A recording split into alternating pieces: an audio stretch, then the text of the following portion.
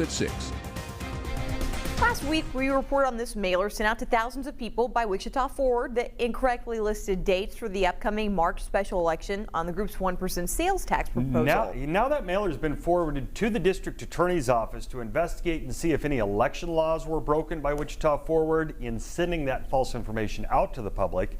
Kel Chapman live at the Central County Courthouse tonight after hearing from the district attorney about the investigation. Mike, Rachel, that press conference with the DA wrapped up just about an hour ago now. DA Mark Bennett says his office is poring over state statutes to see if something might have been violated through the incorrect information put on this mailer. He says that he received the mailer from the election office last week, and they've been investigating since then. They do say Wichita Forward is cooperating. Wichita Forward did send out a statement after they sent this mailer out, apologizing for any misinformation on it and any confusion that it may have caused. I also was able to speak with Election Commissioner Laura Rainwater, who says that she turned over this to the DA to ensure that there's a fair election. These kind of things are really there to make sure that people play by the rules so that the electorate is in a position to make, informed decisions, not ill-informed decisions based upon bad information. Bad information sometimes gets out.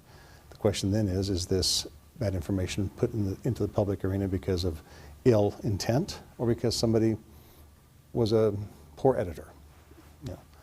We'll get to the bottom of it. When it comes to election, accuracy matters. Public perception matters.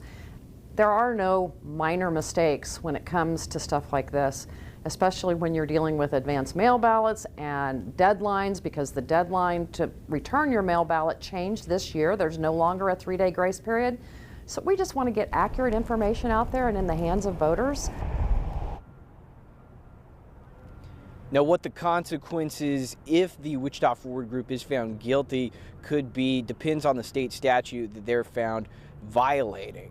Now, it could be something up to as much as a fine.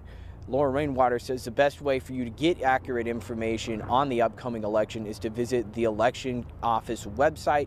You can find your polling location there, as well as any information dealing with the times that polls open and when mail-in ballots are due. Mike, Rachel? Kel,